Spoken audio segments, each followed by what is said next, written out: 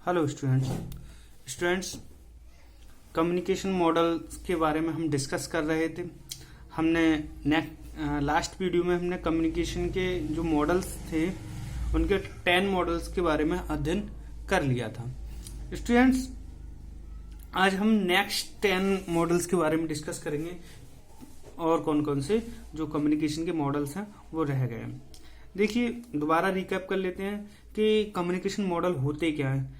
देखिए communication model communication करने की एक तरीके से कहा जाए कि प्रक्रिया है जिससे वो जो संदेश करता होता है वो ये जान लेता है कि किस मॉडल से मुझे भविष्य में इस मॉडल का मैं सहारा लेकर मैं अपने उद्देश्यों को प्राप्त कर सकूंगा और मेरा जो कम्युनिकेशन है वो सफल रहेगा।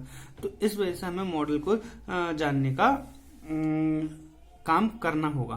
तो एक बार देख लेते हैं। जब कोई संदेश किसी भी माध्यम द्वारा कहीं प्रेषित करना होता है तो संप्रेषण को स्वयं संप्रेषण के रास्ते, भाग, खतरे, सुविधा, प्रभाव व प्रमाणिकता की जानकारी प्राप्त हो जाती है। तत्पश्चात संप्रेषण अन्य संदेशों के लिए भी वही मार्ग चयनित करता है। यदि इस कार्य में उसे सफलता प्राप्त होती है तो वह उसी मार्ग का चयन अन्य संदेशों को प्रेषित करने हेतु करता है। यही स्थिति किसी मॉडल या प्रतिमान को जन्म देती है। आज हम इन्हीं मॉडलों के बारे में अध्ययन करेंगे। स्टूडेंट्स मैंने जैसे बताया था कि हमने मॉडल से हम जान लेते हैं कि कौन से मॉडल में क्या खूबी है और किससे हमें सफलता मिल रही है और किससे हमें सफलता नहीं मिल रही है। उसके बाद ही हम उस मॉडल का चयन करते हैं। स्टूडेंट्स लास्ट हमने ये 10 मॉडल्स के बारे में अध्ययन किया था। इसमें अरस्तु का मॉडल था, लॉसवेल का मॉडल था, सेनन एंड वीवर का मॉडल था, न्यूकॉम का मॉडल था, ओस्गुड का मॉडल था, गवर्नर का मॉडल था, वेस्टले का मॉडल था, वॉर्बन का मॉडल था, लिगेन का मॉडल था और लास्ट डेंस का मॉडल था। आज स्टूडेंट्स आज हम ये 10 मॉडल्स नेक्स्ट 10 मॉडल करेंगे जिसमें विल्बर श्रम का प्रतिमान मॉडल है, यानी Wilbur Schramm model, mass communication model, Joseph model, Murphy model, थिल एवं बेबी मॉडल, दामा प्रतिमान मॉडल और SMCRE मॉडल और रणजीत सिंह मॉडल और रोडा डॉक्टर व अपसी डॉक्टर मॉडल और लास्ट ट्रांसफर मॉडल। तो स्टूडेंट्स आज हम सबसे पहले बात करते हैं 11वें नंबर के मॉडल की, जिसमें है विलर एवं श्रम का प्रतिमान मॉडल। क्लियर। देखिए विल्बर श्रम का प्रतिमान मॉडल क्या होता है। ये हमारा 11 मॉडल है। इसमें ए संप्रेषक यानी संदेश भेजता है, सेंडर होता है, फिर मैसेज होता है और उसका क्या लक्ष्य है, क्या उसने उद्देश्य बनाया है, उस उद्देश्य के आधार पर वह अपना कम्युनिकेशन करेगा, कोई मैसेज देगा और उस लक्ष्य तक वो पहुंचने पाएगा तो फीडबैक भी देगा। संदेश भी हमें कभी कभी फीडबैक देते हैं। क्या हमारा संदेश अच्छा है तो हमें पता होता है कि हमारा जो संदेश है वो फीडबैक देता है और उससे हमारे बेहतर परिणाम आते हैं। ठीक है। और इन सब होने से क्या होगा, हमारा नॉइज एवं शोर। अब हम 12 की बात करते हैं। ये हमारा मास कम्युनिकेशन मॉडल, जन संप्रेषण कौशल। जन संप्रेषण या जन संचार प्रतिमान का निर्माण 1980 के में कुछ विद्वानों ने मिलकर किया। इसमें श्रोता संप्रेषण, माध्यम, प्रतिपुष्टि या प्रतिक्रिया, संदेश एवं विवरण शामिल हैं। जिसमें क्या होता है, एस हमारा सोर्स होता है, स्रोत, ठीक, को मतलब कम्युनिकेशन होता है। फिर मीडियम, किस मीडियम से हमें अपने मैसेज पहुंचाना होता है। ये मैसेज है, सॉरी यहाँ पे मीडियम नहीं है, एम फॉर मैसेज है, यहाँ मैसेज दिया। फिर डी फॉर डायरेक्शन दिया, कहाँ तक पहुंचाना है।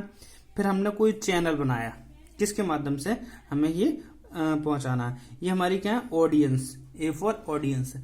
ऑडियंस ने उसे सुना, डिकोडिंग की और ऑडियंस ने अपना रेस्पॉन्स देना शुरू कर दिया, यानी फीडबैक दे दिए। फीडबैक अच्छा है, कहाँ तक पहुंच रहा है, अगर एंड तक पहुंच रहा है तो वो कम्युनिकेशन जैसा हमने भेजा है उसी रूप में पहुंच रहा है, तो हमारा जो कम्युनिकेशन है, मास कम्युनिकेशन है, उत्तम मॉडल के रूप में जाना जाएगा। क्लियर। तो ये कम्युनिकेशन जो हमारा फीडबैक होता है वो हमारे यहाँ तक भी आ सकता है, डायरेक्शन के रूप में भी आ सकता है, उसके बाद मीडियम के रूप में भी आ सकता है कि भाई ऐसा नहीं ऐसा। और जब हमने जिस वे में हमने कम्युनिकेशन किया है और उसी वे में ऑडियंस सुनकर उसी वे में हमें रेस्पॉन्स दे रही है, तो हमारा जो मास कम्युनिकेशन है वो सफल हो जाएगा। अब हम बात करते हैं जोसेफ मॉडल। जोसेफ मॉडल क्या है? जोसेफ मॉडल की बात करें तो हमारा ये आ जाएगा,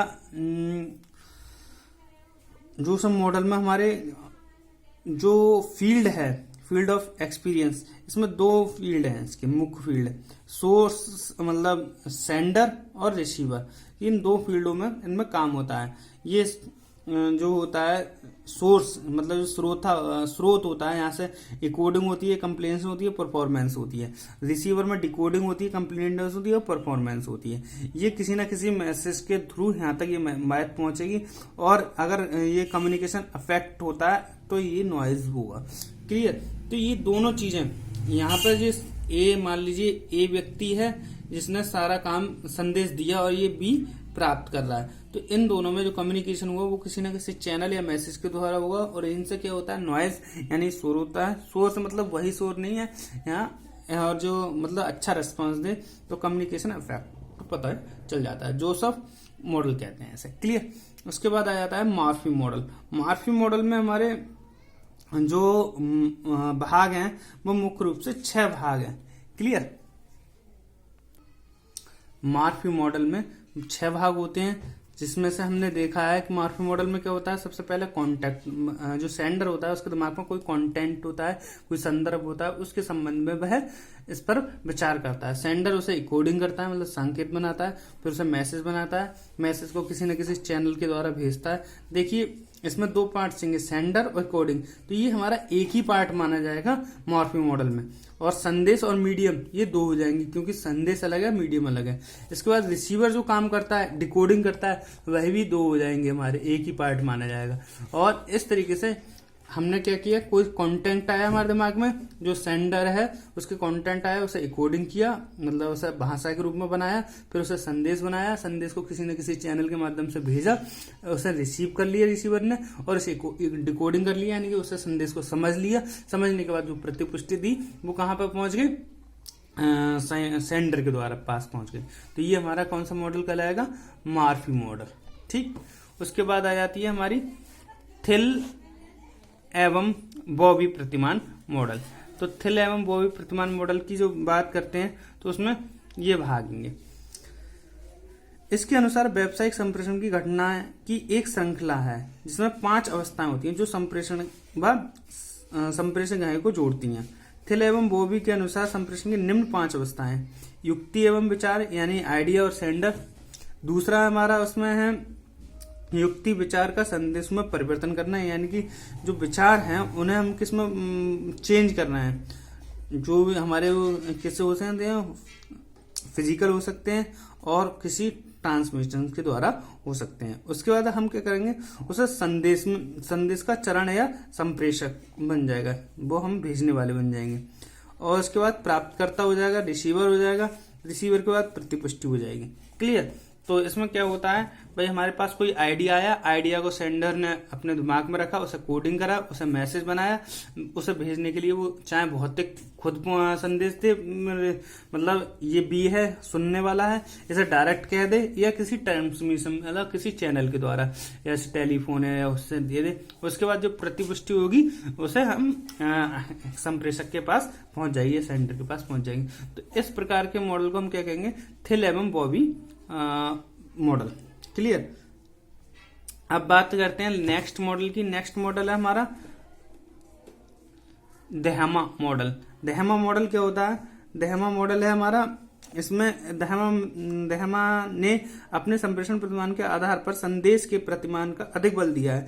दहमा कहते हैं संचार तभी संभव है जब संचारक मतलब संचार करने वाला कोई संदेश सुने, उसे विशेष उपचारिक कर प्रतिपादित करे। इसके अनुसार संचार प्रणाली में संदेश को स्पष्ट होना अत्यंत आवश्यक है। संदेश की स्पष्टता ही संचार की प्रक्रिया को अधिक प्रभावी बनाएगी। जैसे सेंडर है, फिर मैसेज, क्या मैसेज है, फिर प्रतिपादन, उसे क्या मैसेज को किस तरीके से प्रतिपादन करना है, क्या चैनल है, और फिर रिसीवर। तो ये दहमा प्रतिमान मॉडल कहलाता है। क्लियर। उसके बाद हम बात करते हैं CMCRE मॉडल की। ये देखते हैं क्या SMCRE मॉडल क्या है। इस मॉडल में S मतलब ये हमारा S है, ये M है, ये C है, ये R है और E है। तो इसे ही हमने क्या रखा दिया, SMCRE मॉडल कह दिया इसे। यानी सोर्स जिससे संदेश बन रहा है वो उसे मैसेज में बनाया, मैसेज करने के बाद किसी न किसी चैनल का भी यूज किया, उसके बाद उसे रिसीवर तक पहुंचा, फिर उसकी इफेक्टिवनेस देख ली, क्या इफेक्ट पड़ रहा है संदेश से। तो इसे हम क्या कहेंगे, SMCRE मॉडल। क्लियर। अब रणजीत सिंह मॉडल। इस मॉडल में स्रोत द्वारा संदेश संकेतीकरण के बाद उसे उचित माध्यम द्वारा प्राप्तकर्ता की प्रतिक्रिया की जाती है। इसे प्रतिपुष्टि कहा जाता है। ये कौन कौन से हो सकते हैं, देखिए किस तरीके से। सोर्स हुआ, क्लियर, सोर्स को मैसेज बनाया, एक रिकॉर्डिंग किया, रिकॉर्डिंग से चैनल तक पहुंचाया, चैनल से डिकोडिंग किया और उसने रिसीव कर लिया, रिसीव ने फीडबैक कर दिया। तो इसे रणजीत सिंह प्रतिमान मॉडल कहेंगे। क्लियर, स्पष्ट है। उसके बाद आ जाता है रोडा डॉक्टर व अपसी डॉक्टर मॉडल।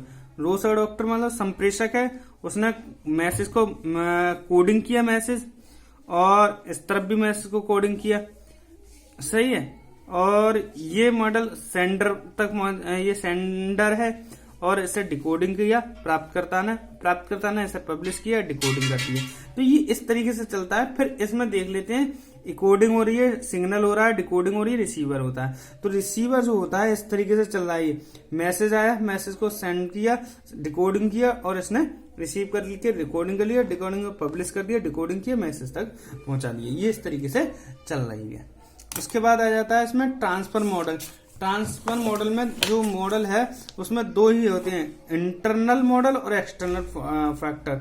इंटरनल में जो हमारे अंदर मन में है और इसे बाहर है, इन दोनों को जोड़ लेते हैं तो उसे इंटरनल और फैक्टरल मॉडल कहा जाता है। Thank you very much.